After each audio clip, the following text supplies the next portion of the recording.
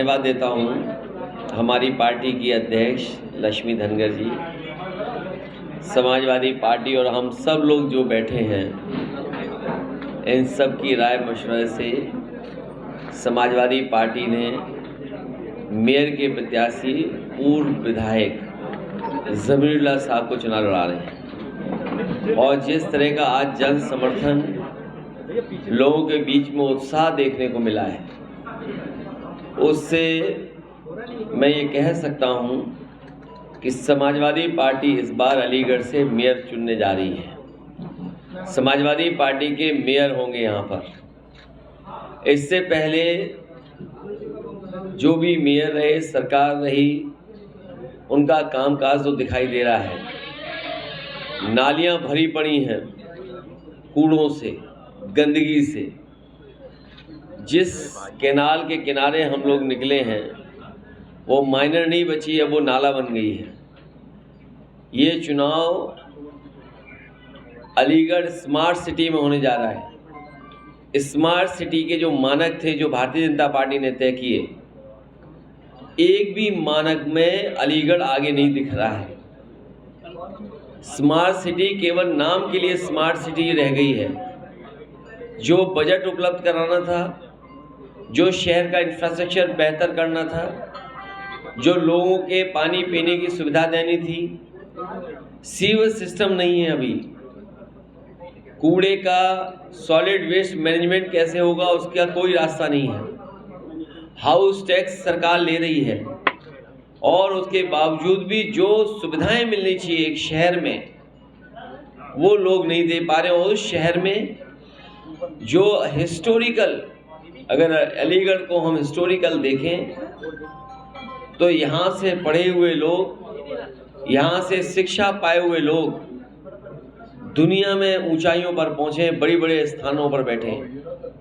और जिस शहर से वो पढ़ लिख करके तालीम हासिल करके निकले हैं, उस शहर को जो सुविधाएं मिलनी चाहिए थी, सरकारें नहीं सुविधा दे पाई हैं। और खासकर बीजेपी का केवल ये नारा रहा जो जब मैंने ये कहा सबका साथ सबका विकास तभी संभव है जब जाति गणना से ये पता लग जाए कौन सी जाति कितनी है। और उदाहरण दिया कि हमारी मान लो जिलाध्यक्ष हैं, इनका समाज सोचता है कि हम आबादी में इतना हैं। बीजेपी वालों का देखा नहीं मुख्यमंत्री जी, 46 में 56 तालीम पता लग गई उनकी। मुख्यमंत्री ने कहा सदन में 46 में 56, तो उससे पता लग गई उनकी तालीम। 46 में 56 यादव। तो ये जो नफरत फैलाते हैं, तो इस नफरत को फैलाना बंद करना है, एक दूसरे के बीच में खाई पैदा करना, इसको बंद करना है। इसका यही रास्ता है कि जाति जनगणना हो जाए और जो डॉक्टर लोहिया, डॉक्टर भीमराव अम्बेडकर जी चाहते थे, वही रास्ते पर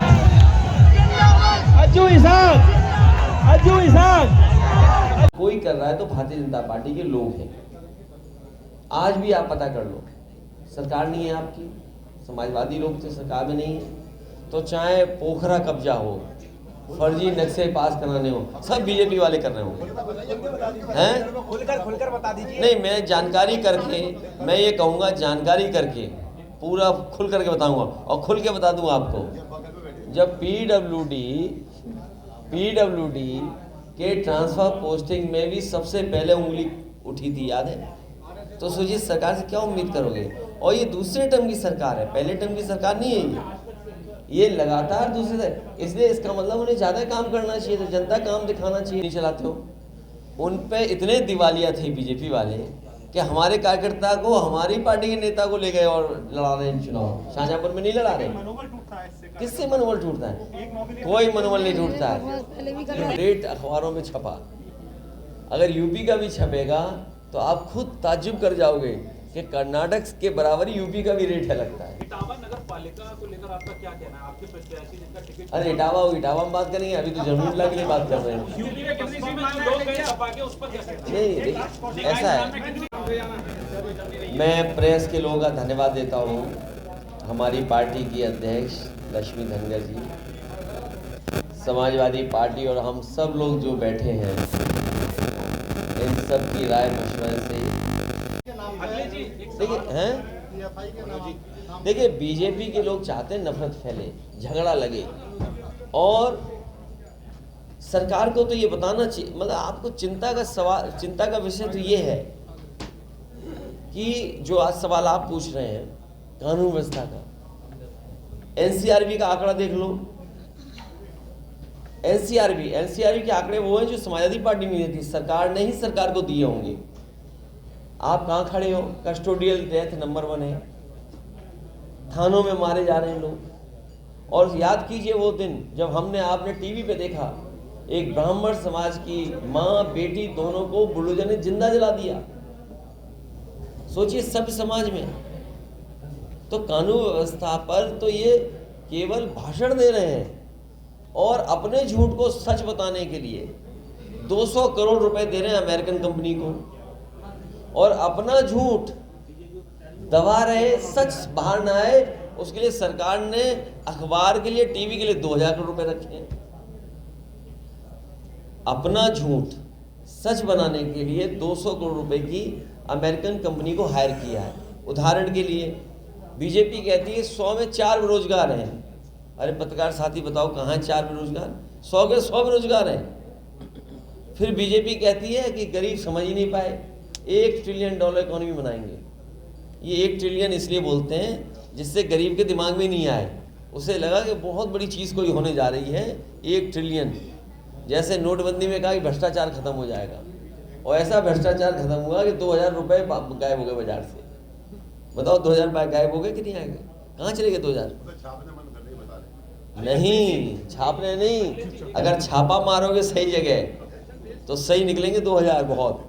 वो केवल आपको भाजपा का नहीं देखा, इंजन से टकरा रहा है। आप तो अपनी बात करो। ना हम अपनी तो बात इसलिए करेंगे कि हमारे यहाँ कोई ऐसा नहीं है बड़ा झगड़ा, लेकिन जहाँ इंजन से इंजन टकरा रहे हैं वो देखो आप। अभी तक कार्यकारी डीजीपी, कभी आपने सुना? अपने इतना कार्यकाल रहा होगा आपका, पत्रकारिता इतनी जिम्मेदारी से नाजे सबसे कर रहे होंगे। 26 साल से पत्रकार। बताओ, एक कार्यकारी डीजीपी बना ही रह गया और रिटायर हो गया, और दूसरा कार्यकारी डीजीपी आ गया, तो बताओ इंजन टकरा रहे हैं कि नहीं टकरा रहे हैं? कर्नाटक के लोग तो समझदार हैं। पीएम का फुल फॉर्म है प्रचार मंत्री, तो उन्हें तो प्रचार करने जाना ही पड़ेगा। प्रचार का असर भी होगा। इस बार वहाँ की भी जनता बदलाव चाहती है। कर्नाटक में चुनाव प्रचार के दौरान सोनिया गांधी ने कहा है कि बीजेपी ने डकैती डालकर सत्ता हथियाई है, इसको लेकर आपका क्या रिएक्शन है? हालांकि बीजेपी जहाँ सरकार में है उन्होंने रेट बढ़ा दिया है। जैसे 100 नंबर 112 हो गया, तब से पुलिस ने भी रेट बढ़ा दिया। तहसील में रेट बढ़ गया, तो उन्हें लगा कि नंबर बढ़ना मतलब कुछ रेट बढ़ा देनी है। और रुक जाओ भाई, है। और पहली बार देखने को मिला कुछ कार्यकर्ता बुलडोजर पर ही सवार हो गए। मैं अभी कर्नाटक में गया था, तो वहाँ भी जेसीबी मशीन से फूल बरसाए जा रहे थे। अलीगढ़ में ही भी देखा मैंने, से फूल बरसा रहे थे। यही फ़र्क है समाजवादी पार्टी और भारतीय जनता पार्टी में। भारतीय जनता पार्टी बनाने में विश्वास नहीं करती, कोई चीज़ ठीक करने के में विश्वास नहीं करती है। भारतीय जनता पार्टी तोड़फोड़ करना, लोगों के बीच में नफरत पैदा करना, खाई पैदा करना, और भाषा ऐसी इस्तेमाल करते हैं इसकी आप कल्पना नहीं कर सकते। और लोकतंत्र में, भारत में अभी तक इतना बड़ा झूठ और लगातार झूठ कोई नहीं बोला जितना भारतीय जनता पार्टी बोले। और ये सब अपनी बुराइयां छिपाने के लिए, कभी लोगों को धमकाने के लिए नक्शा इसीलिए देखते हैं। और मैं ये कह के जा रहा हूँ आपसे, और आप जानकारी कर लेना, सबसे ज़्यादा इलीगल काम कोई आज कर रहा है तो वो भारतीय जनता पार्टी के लोग हैं। अभी जीएसटी के छापे पड़े होंगे, जीएसटी के छापे केवल चिन्हित करके कि किसके यहाँ छापा मारना है, और छापे में अलग से जीएसटी ले गए वो लोग, जो जीएसटी लेनी थी वो नहीं, अलग से जीएसटी ले गए। आप किसी भी व्यापारी से पूछ लेना जिस पर जीएसटी का छापा पड़ा। नहीं, वो क्या हमें क्या ज्ञान दे रहे हैं ये? इन्होंने कहा है कि नामांतरण एक सामाजिक समस्या है। तो ये कौन सी नई बात है? ये क्या नई बात बता रहे हो आप? नहीं, ये कोई नई बात है। अच्छा, शराब पीना सामाजिक समस्या नहीं है क्या? उस पर भी तो लिखा रहता है कि नहीं पियो, ये न करो। क्या? अच्छा आप बताओ, मैं आधी अधूरी बात मत करो। ये हमारे पत्रकार साथी सब जानते हैं। ये बताओ, जब जाति जाति में शादी होती है तो क्या सरकार पैसा देती है कि नहीं देती है? देती है। अगर इंटर रिलीजन कोई शादी करता है तब भी सरकार पैसा देती है कि नहीं देती है? बताओ, है? देती है ना। तो सरकारी तो नियम बना रही है, सरकारी तो कानून बना रही है कि अगर आप जाति इंटर कास्ट शादी करोगे तो ये पैसा मिलेगा, मदद मिलेगी। अगर आप इंटर रिलीजन शादी कर रहे हो तो ये पैसा मिलेगा। ये मैं दूसरे प्रदेश की बात नहीं कर रहा हूँ। अगर आप यूपी में देखोगे तो यहाँ भी पैसा मिलता है। अगर आप मतलब अदरवाइज मत लेना, अगर आप भी इंटर कास्ट शादी करोगे तो आपको भी सरकार 50,000 1 लाख रुपए मिलेगा। 10 साल हो गए मेरी शादी को। नहीं तो वो इसीलिए मैंने कहा अदरवाइज ना लेना। कह सकता हूँ कि समाजवादी पार्टी इस बार अलीगढ़ से मेयर चुनने जा रही है। समाजवादी पार्टी के मेयर होंगे यहाँ पर। इससे पहले जो भी मेयर रहे, सरकार रही, उनका कामकाज तो दिखाई दे रहा है। नालियाँ भरी पड़ी हैं कूड़ों से, गंदगी से। जिस कैनाल के किनारे हम लोग निकले हैं वो माइनर नहीं बची, अब वो नाला बन गई है।